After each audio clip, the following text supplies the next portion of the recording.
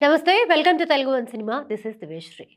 Indian silver screen వద్ద ప్రముఖ తమిళ దర్శకుడు ఏఆర్ మురుగదాస్కి ప్రత్యేక స్థానం ఉంది. ఆయన తెరకెక్కించిన చాలా చిత్రాలు పాన్ ఇండియా స్థాయిలో విడుదలై మంచి విజయాన్ని అందుకున్నాయి. ఈ ఏడాది మార్చి 28న మురుగదాస్ దర్శకత్వంలో సికిందర్ మూవీ ప్రేక్షకుల ముందుకు వచ్చింది. స్టార్ హీరో సల్మాన్ ఖాన్, రష్మిక జంటగా నటించారు. బాక్సాఫీస్ వద్ద ఈ చిత్రం దారుణమైన పరాజయాన్ని అందుకుంది. దీంతో ఈసారి ఎలాగైనా హిట్ని అందుకోవాలని మరో స్టార్ హీరో శివకార్తికేయన్తో మద్రాసి అనే చిత్రాన్ని తెరకెక్కిస్తున్నాడు. సెప్టెంబర్ 5న పాన్ ఇండియా స్థాయిలో విడుదల కానుంది. ఈ నేపథ్యంలో ప్రమోషన్స్ స్టార్ట్ అయ్యాయి. ఇందుకు సంబంధించి రీసెంట్ గా జరిగిన ఒక ఇంటర్వ్యూలో మురుగదాస్ మాట్లాడుతూ 8 సంవత్సరాల క్రితమే మద్రాసి కథ లైన్ ని షారుఖ్ కి చెప్తే ఆయనకి బాగా నచ్చింది. పూర్తి స్క్రిప్ట్ రెడీ కాకపోవడంతో హీరో క్యారెక్టర్ గురించి తక్కువగా చెప్పాను.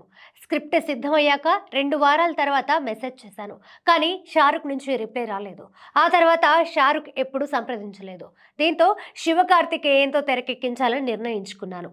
సికిందర్ మూవీ షూటింగ్ ఎక్కువ భాగం రాత్రి వేళల్లో జరిగేది. డే ఎఫెక్ట్ సీన్స్ ని కూడా నైట్ చిత్రీకరించేవాళ్ళం. సల్మాన్ రాత్రి 8 గంటలకి షూట్కి వచ్చేవాళ్ళు.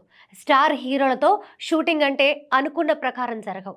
దీంతో సికిందర్లో ఎన్నో భావోద్వేగ అంశాలు ఉన్నప్పటికీ అనుకున్న విధంగా తెరకెక్కించలేకపోయానని మురుగదాస్ చెప్పుకొచ్చాడు. ప్రస్తుతం ఈ మాటలు సినీ సర్కిల్స్లో వైరల్గా మారాయి.